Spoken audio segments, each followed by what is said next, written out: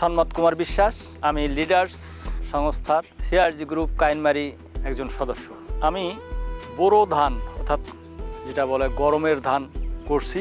Leaders আমাকে বীজ সহায়তা এবং সার সহায়তা করছে এবং আমি সেই বীজ রোপণ করছি। আশা করছি আমি ফসল ভালো পাবো। কিন্তু আমাদের এই এলাকার মূল সমস্যা হচ্ছে পানির সমস্যা, যেটা বোরো ধানের জন্য অতীব জরুরি। আমাদের এলাকায় লবণ পানির সমস্যা। যে সময় বোরো ধানটা করা হয় এই সময় আমাদের জমিতে লবণ পানি এসে যায়। আমাদের এলাকাটা যেহেতু লবণাক্ত এলাকা, এখানে ধান চাষ করতে লিডার্স আমাদের লবণ সহিষ্ণু জাতি দিয়েছে, যা আমরা চাষ করছি। আমি অনুরূপা মণ্ডল, দাকপ উপজেলা লাউডোপ খুটোখালী আমার বাসা।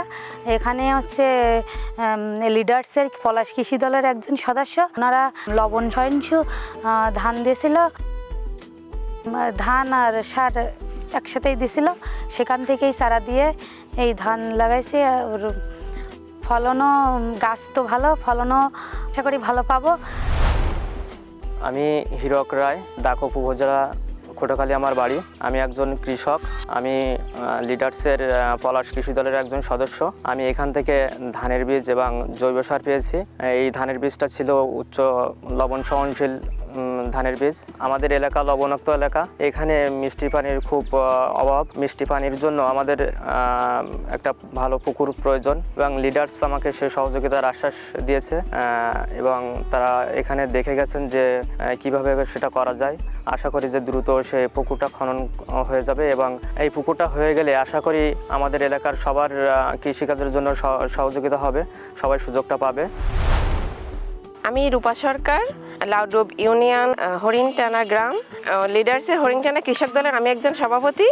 এখানে লবণাক্ত এলাকা, আমাদের এখানে ধানের পরে আমরা নির্ভর করি। আরেকটা ফসল তরমুজ, এই দুইটা ফসলই আমাদের এখানে হয়। সেখানে লিডার্স থেকে আমাদের লবণ সহিষ্ণু ধানের বীজ দিয়েছে, তা আমি লাগাইছি।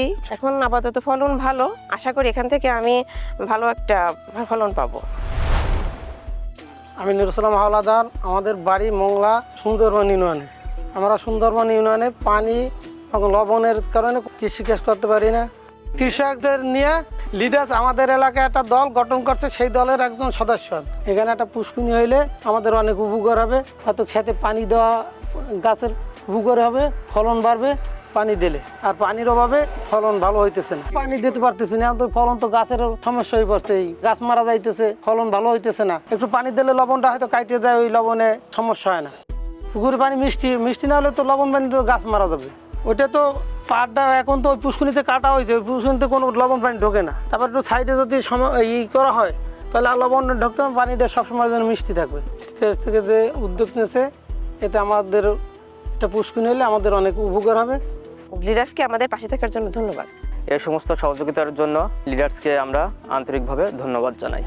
আমি লিডার্স সংস্থাকে ধন্যবাদ জানাই যে তারা এই উপকূলীয় এলাকায় মিষ্টি পানির ফসল এবং দেশীয় ফসল করার জন্য তারা উৎসাহিত করছে কৃষকদের।